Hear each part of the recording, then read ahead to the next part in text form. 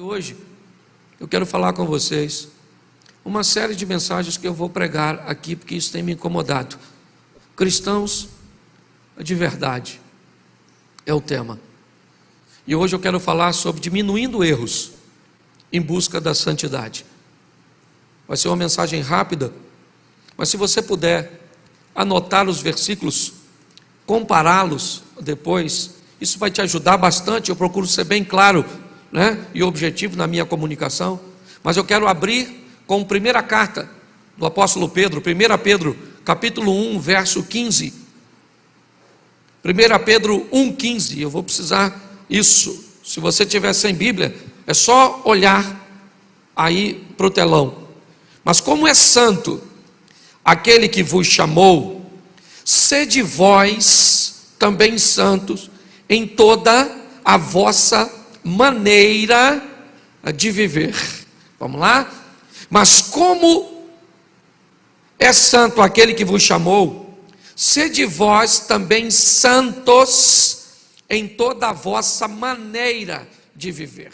Feche seus olhos. Pai, em nome de Jesus, que teu Espírito Santo tenha a liberdade de agir em nosso meio, fala ao nosso coração, quebra, rompe tudo aquilo que não provém de ti, toda resistência, joga por terra toda distração, e que em nome de Jesus nossa mente seja capturada por tua palavra e pelo teu Espírito, para que possamos sair daqui refletindo sobre tudo que ouvimos e podemos resolver se vamos colocar em prática ou não em nossa vida cotidiana. Te damos graças por tudo, pela oportunidade que o Senhor nos tem dado, em o nome de Jesus. Amém. Glória a Deus. Amém. Preste atenção no que o texto diz. Ele diz: aquele que nos chamou é santo. Então o texto diz que nós temos que ser santo. Porém, quando a palavra santidade ou santo, ela vai permear a nossa mente atual, ela parece uma proposta utópica, surreal, inalcançável, algo que nós não vamos conseguir alcançar. E já que eu não vou conseguir ser santo, que eu me conforme em ser um pecador. Quando a palavra santo chega na nossa mente, ela chega nos oferecendo uma mensagem de impossibilidade. E isso é verdadeiro. O texto diz: mas como é santo aquele que vos chamou, sede vós também santo em toda a vossa maneira de viver. O que o texto está me dizendo é o seguinte: é que já que eu vou me encontrar com Deus depois que eu partir dessa vida, já que eu aceitei a proposta de vida eterna com Deus em Cristo, que eu saiba que Ele é santo e que para estar com Ele eu também preciso ser. Quando recebo essa informação, realmente uma série de impossibilidades e argumentos pode permear nossa mente. Mas cuidado com versículos isolados. Texto sem contexto é pretexto para heresia. Todas as vezes que alguém isola um texto, achando que ele por si só é capaz de oferecer uma verdade bíblica, a possibilidade dessas pessoas cometerem erros é gravíssima. No mínimo, você vai precisar de 3 ou mais textos que ofereçam a você a confirmação da tese cuja qual você planeja defender. Então, quando eu olho para um texto que diz que como é santo aquele que me chamou, eu também tenho que ser santo, eu preciso entender um pouco mais sobre isso. Então vamos dar uma olhada em Hebreus capítulo 12, verso 14, e vamos entender se isso é possível. Que proposta louca é essa que a minha mente acabou de ouvir? Uma proposta que eu posso ser santo, falho do jeito que sou, mas preste atenção no que a carta aos Hebreus fala sobre ser santo. Segui a paz com todos e a santificação, sem a qual ninguém verá o... Preste atenção. Nós vamos encontrar com Deus e vamos receber um novo corpo, um novo nome. Nossa estrutura vai mudar e nós vamos entrar num ambiente de santidade plena. Amém? Mas enquanto isso não acontecer, eu preciso aceitar a proposta da carta aos Hebreus. Entrar num processo de santificar, onde eu vou diminuindo meus erros. É isso. Quando a Bíblia diz, sede santo porque Deus é santo, o que ela está querendo dizer é o seguinte: entenda que há um processo, santificação, transformação. A proposta é, você aceita o processo, entra nele, e cada dia que passa, você vai diminuindo suas margens de erros. E você vai se tornando santo. Não numa santidade plena, mas o próprio apóstolo Paulo diz, reduziu seus erros basicamente à margem de um. Paulo disse que orava a Deus porque ele tinha um problema. E o que ele ouviu de Deus? A minha graça te basta. É muito importante nós entendermos porque se eu recebo a proposta de ser santo e descubro que eu não consigo ser, eu então me acomodo a ter uma vida onde Deus é obrigado a me aceitar do jeito que eu sou, sem que eu faça nenhum esforço para melhorar. Não é assim que funciona. Se esse é o evangelho que você tem ouvido, você está enganado. O processo é santificação, ou seja, é um processo onde eu vou crescendo, onde eu vou ganhando terreno, onde algumas vezes eu retrocedo, onde algumas vezes eu vou chorar porque fiz algo que fazia muito tempo que eu não fazia, mas acabei tendo uma queda. Esse é o processo.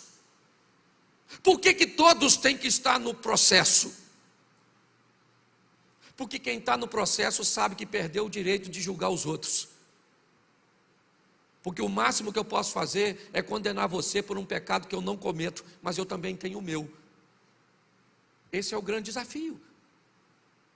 Mas entrar num relacionamento com Deus, achando que eu nunca vou conseguir melhorar, então você desiste de andar com Deus. Que Ele não pede para você ou a você perfeição, mas Ele pede a você e a mim aperfeiçoamento. Melhore a cada dia, seja uma versão melhor de você mesmo todos os dias. Mas qual é o desafio? É que quando olhamos para nós, somos reincidentes. Muitos de nós vivemos quase um looping diário, cometendo os mesmos erros de ontem e dizendo hoje que não vamos mais fazê-los, mas amanhã cometemos novamente os erros que dissemos que não íamos fazer e dissemos que não vamos fazer e repetimos. Depois de um certo tempo, isso se torna um ciclo vicioso e é fácil de explicar isso se você ler João 8,34. Nenhum texto explica melhor isso do que João 8. Põe para mim. Respondeu-lhe Jesus: em verdade vos digo que todo aquele que comete pecado é servo do... Em algumas traduções está escrito escravo. Mesma coisa. O que o texto está dizendo é o seguinte: aquele que comete pecado é escravo do pecado. Quem é escravo do pecado tem o pecado como senhor. Se o pecado é senhor, a tradução de senhor também traz a conotação de dono. Se o pecado é meu dono, eu sou obrigado a obedecê-lo. Por isso que eu tenho tanta dificuldade de parar de pecar. Por quê? Porque o pecado é meu dono. E se o pecado é meu dono, eu respondo para ele. Quando eu tenho um senhor, quando eu tenho um dono, eu não faço o que eu quero, eu faço o que ele quer que eu faça. Quando você tem um pecado e não consegue se libertar dele, é simples. É porque ele é seu Senhor. Então não tem essa. Ele é seu Senhor, você não fala: ah, pastor, eu não queria gostar disso. Ah, pastor, eu não queria fazer isso. Ah, pastor, eu não queria ter feito aquilo. Eu não queria. E por que você fez? Porque ele é seu dono. O pecado domina você. Enquanto ele dominar você, esse é seu discurso. Entendeu? Essa é a sua exposição. Jesus está dizendo: aquele que comete pecado é servo, é escravo do pecado. Então, pastor, como é que eu vou vencer isso? É fácil. Se você é escravo do pecado, muda de senhor. Se hoje você comete pecado, por quê? Porque o pecado é seu senhor, o que você faz? Muda de senhor. Mas pastor, como é que eu vou mudar de senhor se eu sou escravo? O escravo não responde por si mesmo. Para que o escravo troque de senhor, alguém tem que estar interessado em adquiri-lo, em comprá-lo. Porque se eu troco de senhor, aquele senhor anterior passa a não ter mais poder sobre a minha vida. E aí 2 versículos depois desse, o próprio Jesus continua falando. Põe o 36. Se, pois, o Filho vos libertar, verdadeiramente sereis livres. Preste atenção. Você era escravo do pecado. Ah, eu não queria, mas eu faço. É mais forte do que eu. Esse desejo que eu não domino é uma força poderosa. Eu me envergonho, mas faço. Ah, mas que vida, que vida. O que é isso? Isso é o efeito do meu Senhor. O pecado é o meu Senhor. E como é que eu mudo de vida? Sendo comprado por alguém que não tem o pecado como prática. Mas será que esse alguém tem interesse de me comprar? Essa é a pergunta. Pois é, o Filho de Deus subiu no madeiro, derramou seu sangue, e aí ele, olha, porque preste atenção, se você parar para pensar na proposta, ela é muito complexa. Porque se você era escravo do pecado, e o outro senhor te comprou, agora você é escravo desse senhor. Você só trocou de senhor. Mas esse Senhor que te comprou, te tirou das suas trevas, ou das trevas para a sua maravilhosa luz, ele diz o seguinte: se o Filho vos comprou e te libertou, verdadeiramente você é? Por quê? Porque enquanto o outro te obrigava a pecar, esse diz que você tem o pecado como opção. Você é livre. Por que é que tem gente que recebeu Jesus e ainda vive uma vida de pecado? Porque Jesus disse que você é livre. E você pode. Por isso que tem gente que diz assim: pastor, eu não preciso de igreja para caminhar com Deus. E eu acredito. Agora, se você quer me convencer que esse tipo de pessoa, que não quer compromisso com nada, vai entrar no céu, aí é outra resenha, para a gente bater um papo particular. O que o texto está dizendo é que Cristo me libertou, e eu sou verdadeiramente livre para decidir se eu quero viver com Ele ou não. Parece uma proposta esquisita, né? Quem aqui quer ir para o inferno, levanta a mão. Quem aqui acha que vai? Quem aqui comete pecado, levanta a mão. Baixa a mão. Quem aqui não comete nadinha, levanta a mão. Quem aqui comete de novo, dá uma olhada aí ao seu redor.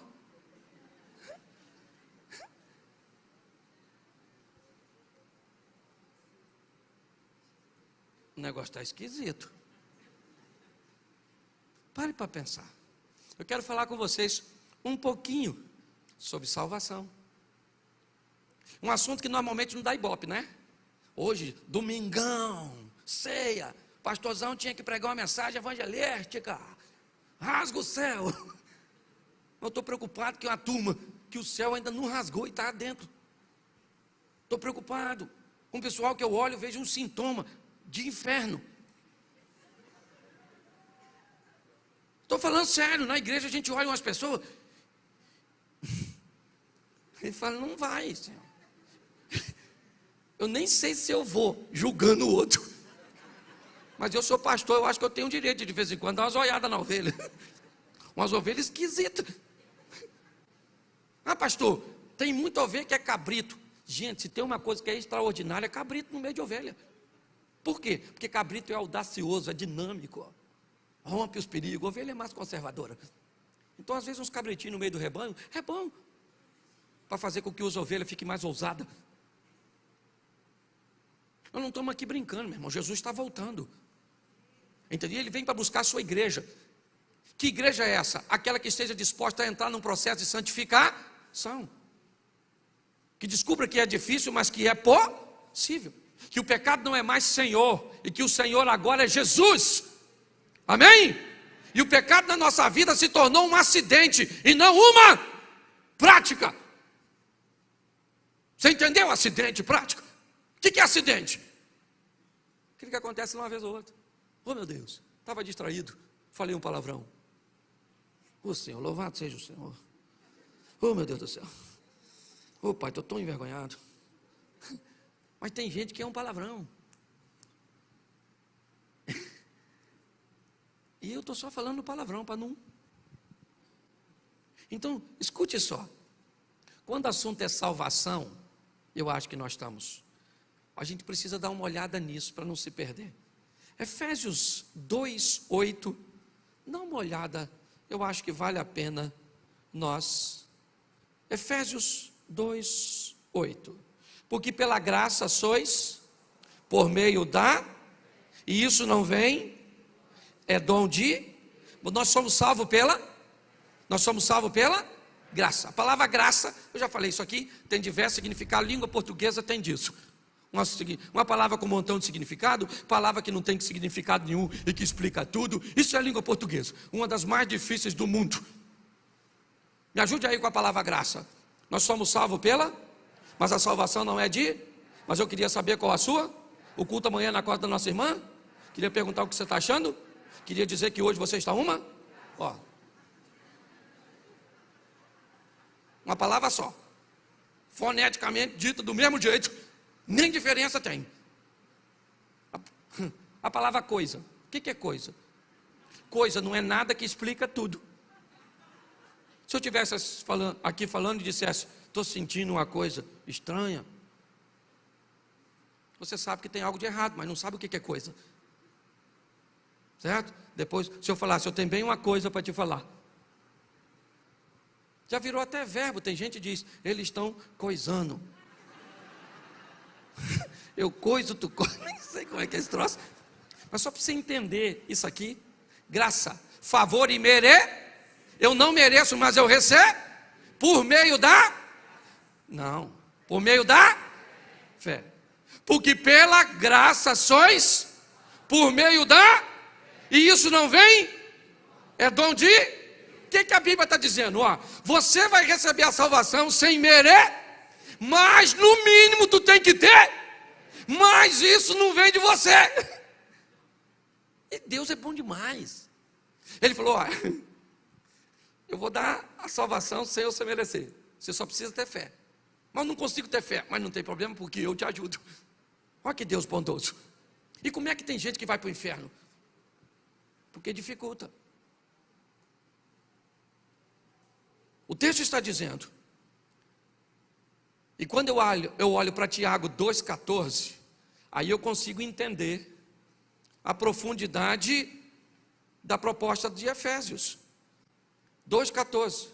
Meus irmãos, que aproveita se alguém disser que tem fé e não tiver, porventura, a fé pode, nós acabamos de ler um texto que diz que nós somos salvos mediante e agora o texto diz, A fé. O que aproveita alguém que tem e não? Aí ele pergunta: porventura, a fé pode? Sim ou não? Sim ou não? Sim. Pelo menos no outro texto, mas nesse não. Porque esse diz que tem dois tipos de fé. E aí é que é o problema. Quando eu olho o texto seguinte, o verso 17, nós estamos no 14, pula para o 17. Assim também a fé, se não tiverás, é morta em si. Aqui diz que tem duas fés, uma morta e a outra. Uma fé que gera resultados e outra fé que não gera resultados, não gera transformação. O que o texto está dizendo é que quando alguém diz que tem fé, ele precisa mostrar resultados que dê substancialização, que componha a fé. Ele não vai estar mentindo se não tiver uma fé que não transforma.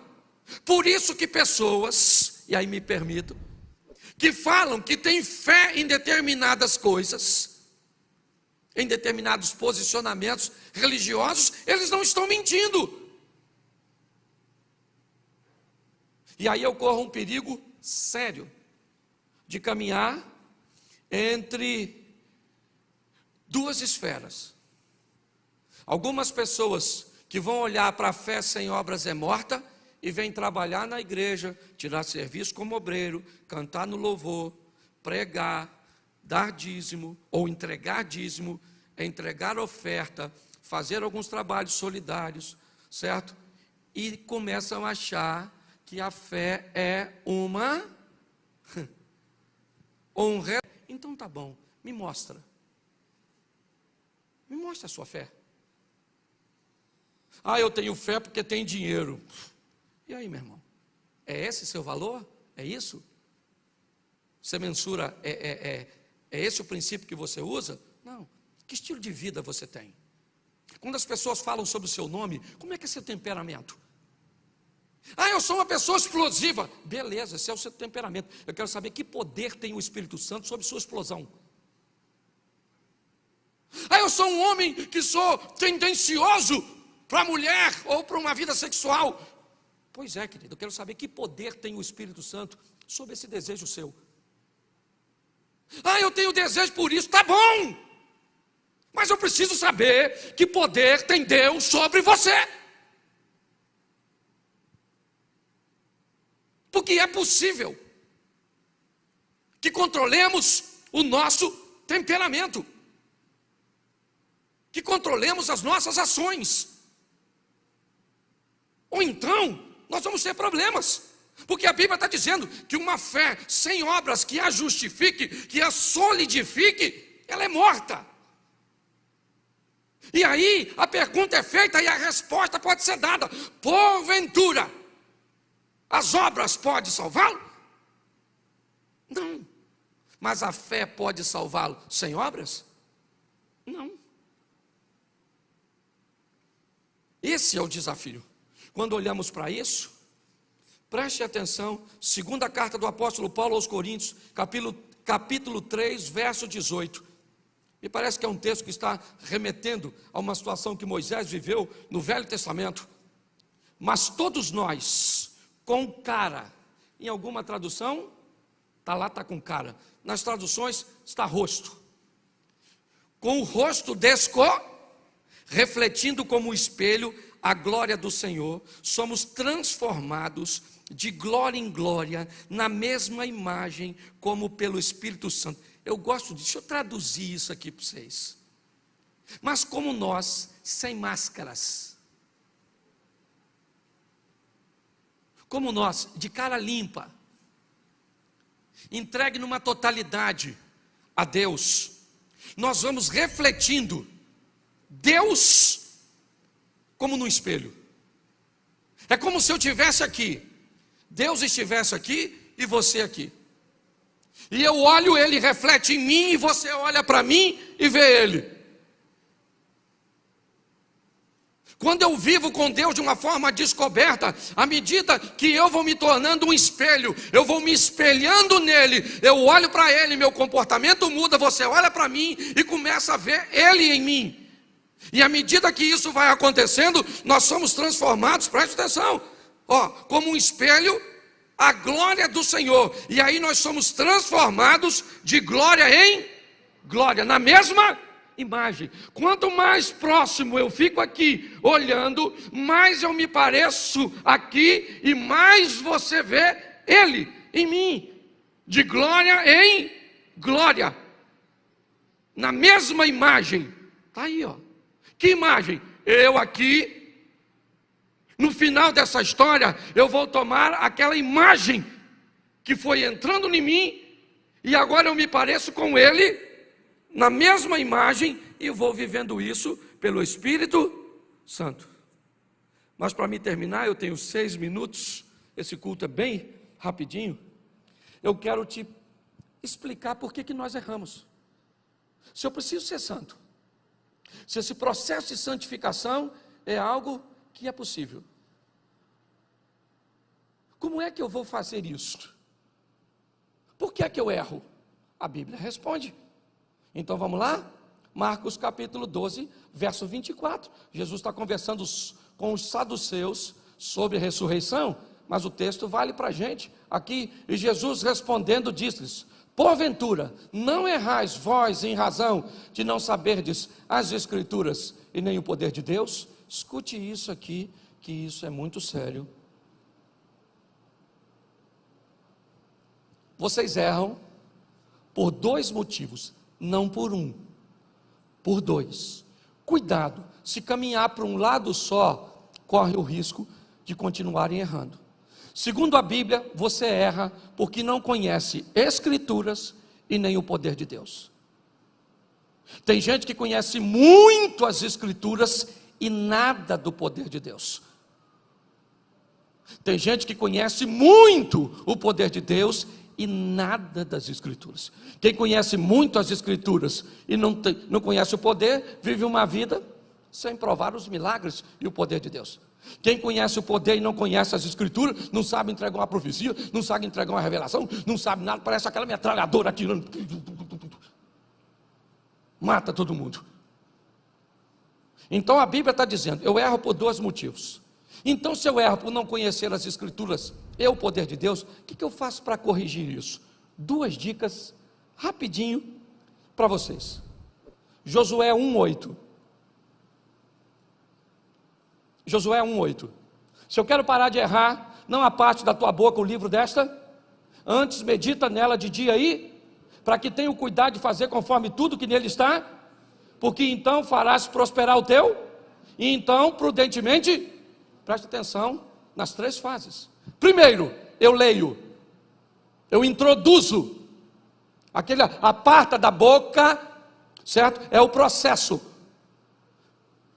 que eu tenho que entender de como eu vou colocar aquilo dentro de mim. Então, o que o texto está dizendo, eu preciso colocar a palavra da lei em mim. Depois, a segunda fase, eu vou meditar nessa palavra. Terceiro, eu vou colocar essa palavra em prática. Aí, então, eu vou fazer prosperar meu caminho e eu vou me conduzir prudentemente. Vou mudar a minha vida lendo a Bíblia? Vou. Só preciso lembrar que essa é a primeira fase do processo. Pastor, eu leio e medito. Cumpriu a segunda fase. Eu leio e coloco em prática sem meditar. Eu posso fazer uma colocação equivocada, certo? Porque eu não parei para avaliar. Eu tenho que entender que é um processo que está sendo feito para diminuir a minha margem de erro. E um deles eu preciso colocar essa palavra dentro de mim, preciso pensar o que ela está dizendo, no sentido global e no sentido particular. E depois eu vou começar a pegar essa palavra que eu coloquei dentro de mim, que eu meditei, e eu coloco ela como cumprimento da minha vida. Aí então, eu vou prosperar meu caminho. Preste atenção, caminho. Olhe bem, eu queria que você olhasse para frente, imaginasse um caminho e olhasse para esse texto. O que eu vou fazer? Eu vou prosperar para onde eu estou indo. Onde eu estou indo, as portas vão se abrir, o milagre vai acontecer, a cura vai chegar. Você está entendendo? É o meu caminho. Por isso, eu preciso entender isso. Aqui, segundo, Salmo 1, verso 1. Salmo 1. Bem-aventurado o varão que não anda segundo o conselho dos, não se detém no caminho dos, nem se assenta na roda dos. Isso aí, presta atenção. Enquanto lá no anterior eu coloco a palavra dentro de mim, no segundo conselho, se eu quero, certo? Aprender a lidar com essa situação, eu tenho que solucionar, ou melhor, selecionar um ambiente onde eu vou estar frequentando. Bem-aventurado aquele que não anda segundo o conselho dos, não se detém no caminho dos, e não se assenta na roda dos, antes tem seu prazer na lei e na sua lei medita de dia, e ele será como uma árvore plantada junto ao ribeiro das águas, cujas folhas não caem, e tudo aquilo que fizer, isso aí. O que a Bíblia está dizendo?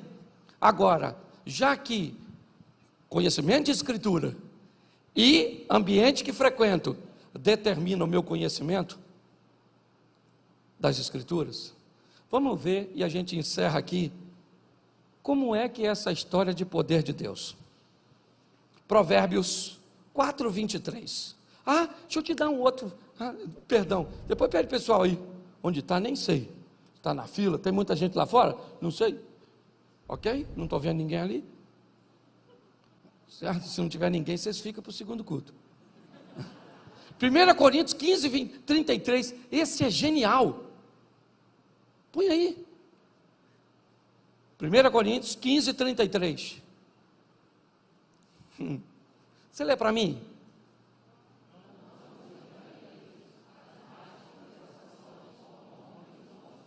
Preste atenção.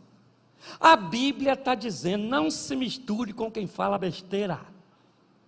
Não se misture. Porque as más conversações corrompem. Mas tem gente que diz que isso é mentira, porque quer praticar. Quando você pratica algo que a Bíblia diz que se você vai praticar, você receberá os danos, o que você está dizendo, e eu, é que a Bíblia está mentindo, e eu sei mais. Por isso o texto começa, não vos engane. Não, cuidado com os sofismas, sabe? Aquelas coisas que parecem verdades, mas são mentiras, colocações equivocadas de meias verdades. São desafios, sabe? É como se eu dissesse assim, o amor é cego, então Deus é amor, então Deus é cego. Isso é um sofisma. Quando nós olhamos para isso, o que nós precisamos entender precisamos nos posicionar da forma correta. E o poder de Deus, pastor? Então vamos lá, 2 versículos e eu termino. Jó 42:5, o último capítulo do livro de Jó. Olha o que Jó está falando. Com o ouvir dos meus, ouvi. Mas agora, como é que se conhece poder? Com experiência. Enquanto as escrituras ou o conhecimento bíblico eu tenho na palavra de Deus, no ambiente que eu vou ter, ou que eu vou frequentar, o poder não. O poder tem experiências particulares, e esse é o grande desafio. Quem não tem experiências com Deus e não experimenta o poder, tem dificuldade de andar no trilho, porque a Bíblia diz, você erra por não conhecer as escrituras e nem o poder. O que o texto está dizendo é simples. Eu preciso ter experiências com Deus. E de onde ela vem? Da obediência. Daniel, capítulo 3, verso 17, a gente encerra. Daniel 3:17. Amém? Eis que o nosso Deus, a quem nós servimos, é o que nos pode livrar. Ele nos livrará do forno de fogo ardente e da tua mão, ó rei. Verso 18. E se não, fica sabendo, ó rei, que não serviremos aos teus deuses e nem adoraremos a estátua de ouro que levantaste. Meu irmão, você quer ter experiências com o poder de Deus? Obedeça, porque na obediência Ele se manifesta. É assim que funciona.